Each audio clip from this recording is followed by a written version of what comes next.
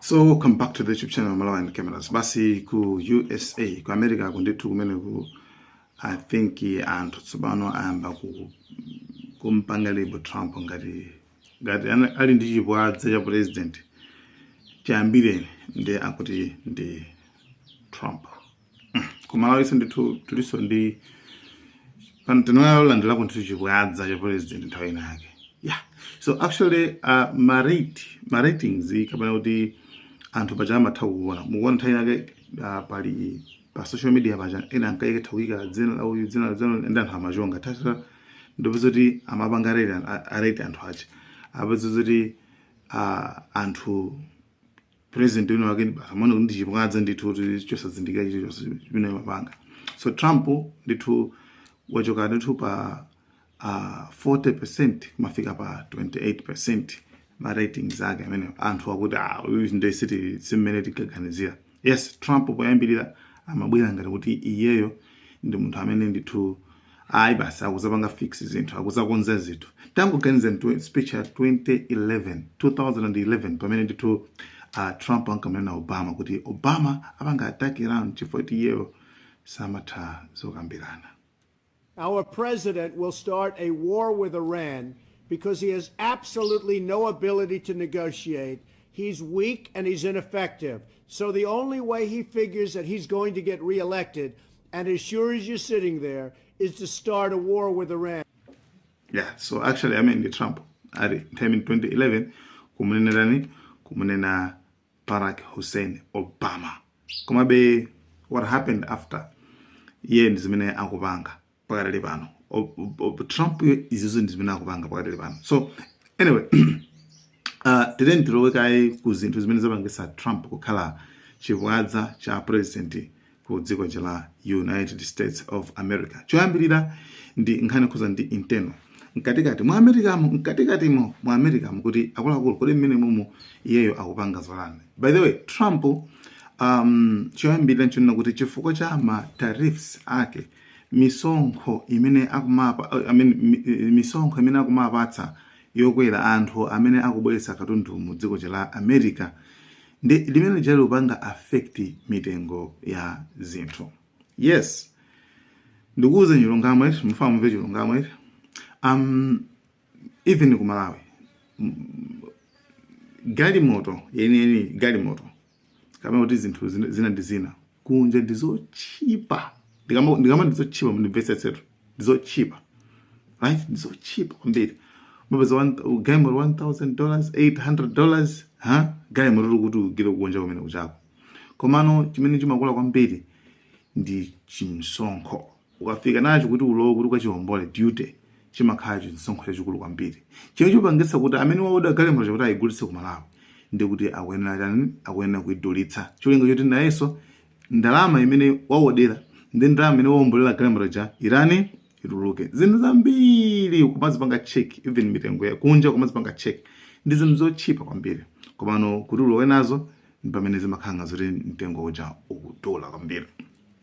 So misonkho yokwera imapangitsa kuti katunduso kwa amene waoda uja akweze mitengoso ya zinthu ikhaleso yokwera. So everything mupeza zoti zinthu zambiri even ku Malawi kulibe. So anthu akuyenera kupanga import kuchosa kunja kuzibweretsa kujani kuchosa ku Malawi.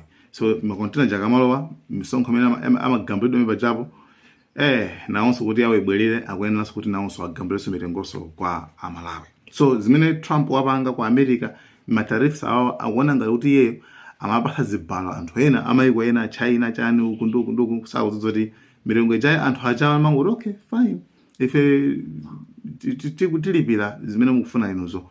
Komano iwaje tsopano amakonjezera yani mtengo pakatundu uja. So ma basic needs zinthu zina kwa America ndithu zakwera mitengo chifukwa cha uchitsiru kupambwana kwa President of the United States Donald J. Trump.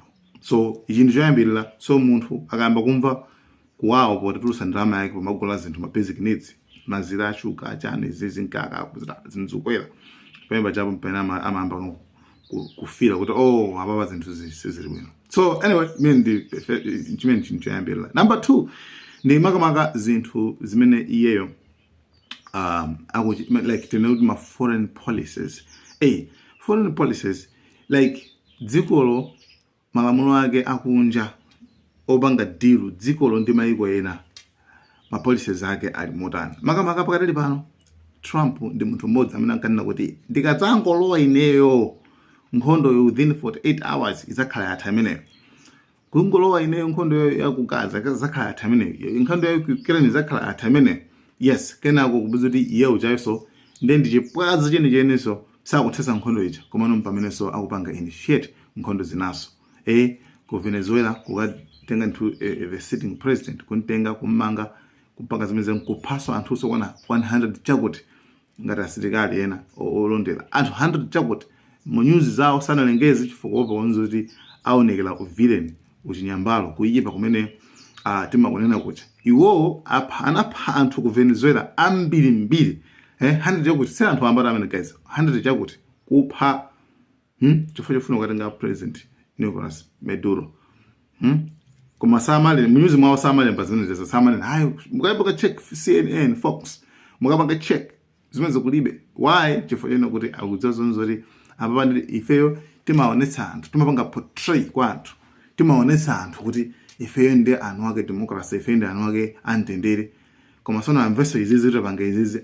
ndoti siransi igwe chimana kampa iwa nitino kuti no American was hurt palibe mtu mmodzi wa ku America amene wavulala kamene chinthu chacho chipa chanchitikira so iwo amangosamala za anthu ku America kuti ali bwino basi iwo nzima masamala ena awalibe ntchito ndiye chipukaza china chimabwera like mu comment section I don't know why but kodi amwe mmakonda kulimba anthu America bwanji mmakonda kulimba akulu okay anyway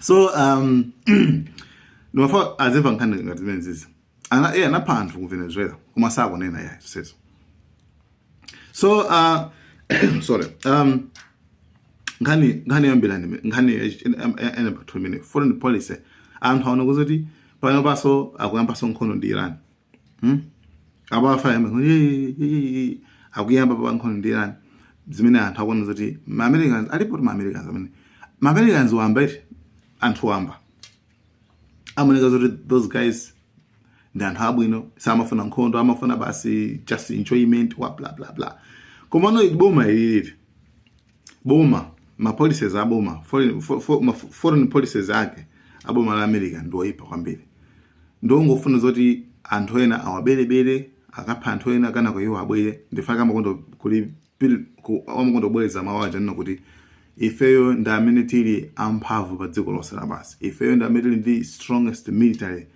in the world imeli United States of America ifeyo ndi amene tili woted ife ndi amene tili pamwamba kwambiri pa dziko lonse lapansi izozo makamaka ndi zimene ndithu ma Americans bajina Trump amongo bweleza zimene zonse so yeah zimene zonse zokwapangisa anthu zokadandaulisaso anthu so zimene zonse remember tikamanena kuti kuli anthu okwana 40,000 asilikali 40,000 amene ali azungulira Iran ngati ma bases awachi ena amene abwera ku chitima wachi anthu amene ajawo ndi ma Americans anthu amene ajawo ndi azibale awo 40,000 nemuganizira azibale ndi angati munthu mmodzi amakhala azibale ambiri kwambiri auntie uncle ndani brother cousin brother amayi bambo agogo wake anthu onse ajawo ndi ma Americans nawonso amakhala olandawalaso kuti mana athu kumene kwali safe amapititsa kumene kucha so anthu ku America Trump akumpanga ndithu so pamene zisankho zibwere panopa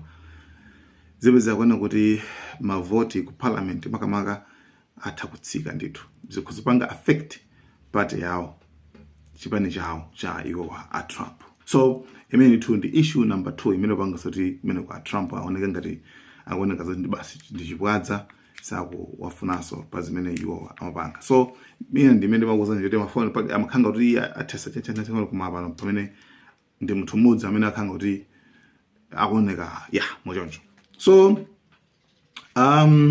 number 3 nkhani number 3 imene kupangisa kuti basi Trump ndithu ndichibwadza ndithu chifukwa cha connection yake ndi Epstein files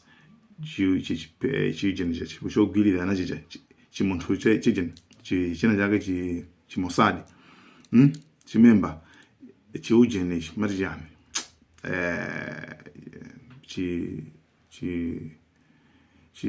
chimyula chizionist chicha chimaita chino ndicho chispy nditumechi chimapanga blackmail anthu akuluakulu tinakamba kale nkhani ameneyo. So Trump ukapezeka mafiles amene achawo actually ndi scandal yaikulu imene chayo, scandal yaikulu msona ngati kuiphwekesa imene chayo. Okay, koko nchifukwa makuti komano pano pakadali pano mukapanga cheke ku nyumba ya chifumu Prince Andrew Prince Andrew wamangidwa wamangidwa and King Charles amene analowa malo mwa Queen Elizabeth anayankhula kuona kuti ife zimene sarikhuza kwambiri chifukwa iyeyo anapezekaso mujani mu Epstein Files. Hero anapezeka mu Epstein Files.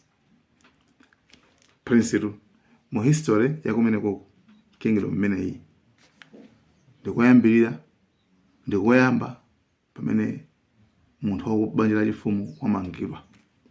So amasangalala pa birthday yake 60 chakuti I don't know 60 something basi nangubaya pa chifu zamanga. Why? Anapezeka mu Epstein Files. So in this condition the issue yaikulu nditu soti ndi issue kuti ungawaiseka ila issue yaikulu kwambiri. So anyway iyo inali nkhani za Queen Elizabeth kwa kingdom yawe. Komano anthu sala nasora makaize so zona kubena kujora kumajirika nzambira kwa amaja anthu lume kucha anthu amaja amene kuti kudya anthu.